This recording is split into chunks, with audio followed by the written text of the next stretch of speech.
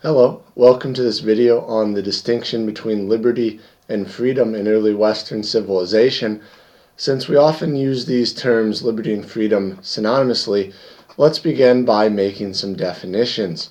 In their articles, Rosenthal, Poobel, and Marsh both included a useful distinction, which they borrowed from Isaiah Berlin, pointing to two different concepts of freedom.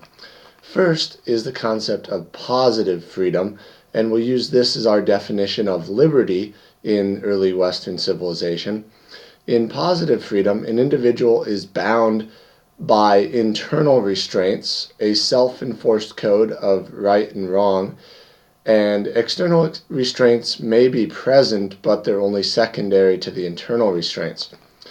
In positive freedom, a man is directed by reason, their rational nature, and they're directed to an end, the purpose for their life, which is some kind of universal good, which is objective and unchanging. The second concept of freedom is negative freedom, and we'll use this as our definition of freedom, but it would perhaps be better to call it license, as they would have referred to it in early Western Civ.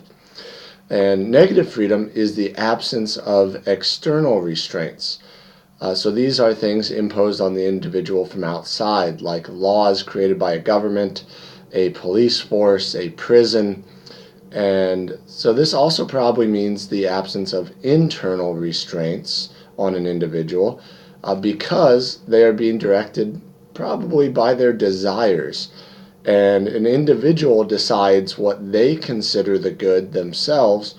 And so the good becomes relative. It varies from person to person. And people have a tendency thus to define the good as pleasure. You can essentially do whatever you want as long as there's not someone stronger than you holding you back and stopping you. The Greek philosopher Aristotle, living in the 4th century BC, drew a distinction between liberty, understood as positive freedom, and license, this idea of negative freedom, in early Western civilization.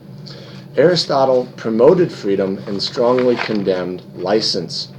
In his Ethics, Aristotle began by outlining man's end or purpose in life, the good for which they should strive, and that good is happiness, which is found by living a life of virtue. The end for Aristotle was most definitely not pleasure. So what is virtue? Aristotle defines virtue as living in accordance with right reason. This involves self-mastery and self-control, and individual practices temperance and moderation in all things. And so the right reason will direct men to their proper end, that life of virtue. And so Aristotle's concept of liberty involves people living directed by reason, directed to a life of virtue, which is man's proper end. And this involves internal restraints or self-mastery. Aristotle contrasts liberty with license. And under license, while we recognize a man's soul has a rational element, it also contains an animal nature which is irrational.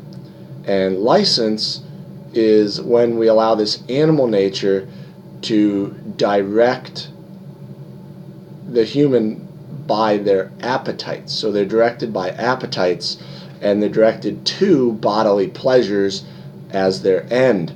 And so this promotes vice. And in the Politics, Aristotle points out that a key problem which plagues democracies is a misdefinition of liberty. They substitute license for liberty. People in democracy tend to think that liberty is living as you like, without any internal or external restraints. But this is really just license. The result of license is that people give in to their animal nature and pursue lives of vice, which is the exact opposite of Aristotle's definition of liberty. Men in this condition become slaves to their appetites, and they're more like wild animals than men. And thus, for Aristotle, liberty and virtue are inseparable, and liberty involves living a life which is directed by reason and directed to virtue, which is a good thing for mankind, whereas freedom, aka license, involves living a life directed by appetite and directed to bodily pleasure, which for Aristotle was one of the worst possible things for mankind. Thank you.